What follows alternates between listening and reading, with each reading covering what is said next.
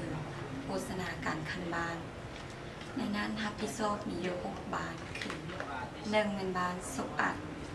2บ้านห้วยยาง3ห้วยกุด4เป็นบ้านผลสะอาด5บ้านกองบัดและสุดท้ายก็คือบ้านแก้วหลวงน้องเองมีความภาคภูมิใจหลายที่ได้เข้ามาเฮ็ดเวียกในโครงการพลเมืองและมีโอกาสที่รู้หลายสิ่งหลายอย่างได้มีการพัฒนาตัวเองให้หลายขึ้นกว่าเก่าผ่านมาได้ฝึกอบรมเกี่ยวกับการโฆษณาการแล้วปรับปรุงชีวิตการเป็นอยู่แล้วได้ลงไปแนะนำโครงการบ้านที่ว่าตัวเองรับผิดชอบเพื่อไปเผยแพร่ให้เขารู้ว่าด้านเรียกงานโฆษณาการเป็นอย่างปรุงแต่งอาหารการโพสอาหารให้เมยิงถือพาเมลูกอ่อนเด็กน้อยทึกต่ำรักสุขอนามัยให้กินอาหารให้ครบต่ำห้ามหมดหมู่ในนั้นบ้านที่บ้านน้องไปลงก็จะมียังมีเด็กที่ขาดสารอาหาร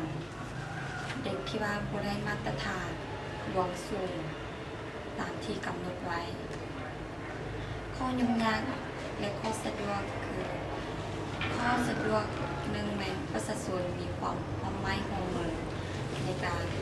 สื่อสารการเฮ็ดเวียกกับคนงานเขาและเด็กน้อยไม่มีก็มีความน่าสนใจหลายกับเรียกงานโฆษณาการและมีความสนใจที่ว่าจะเข้ามาเป็นผู้โฆษณาการเราสองก็คือโครงการกระโดดเรามีอุปกรณ์ขับไซเมื่อว่ารถหลางพาหนะก็คือรถจักรหมวกกันน็อกแท็บเล็ตการใช้อินเทอร์เน็ตการป้อนข้อมูลข้อยุ่งยากก็คือต่างบ้านหาเมืองมีความยุ่งยาก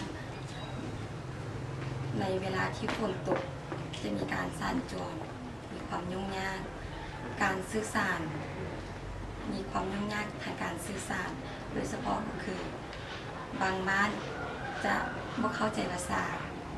บางบ้านจะไม่มีสัญญาณอินเทอร์เน็ตข้อเสนอก็คืออยากเสนอกับขั้นถึงก็คือศูนย์กลางอยากมีการเลขเปลี่ยนโคดเปลี่ยนกับแปลงอื่นที่เคยจัดตั้งเฮ็ดเวียกมาก่อนที่มาฝึกอบรมครั้งนี้ก็ได้เห็นรู้หลายสิ่งหลายอย่างก็คือการใช้แท็บเล็ตการป้อนข้อมูลโฆษณาการก็ได้เห็นรู้เกี่ยวกับการบดอาหารการปรุงแต่งอาหารให้เมย์หญิงถือพาเมย์ลูกอ่อนเด็กน้อย0-5 เดือน6-3 เดือนให้ข้าเจ้ากินให้ทึกต่ำรักสุขอนามัยให้มีความให้เขาเจ้าแข็งแรงกว่าเขา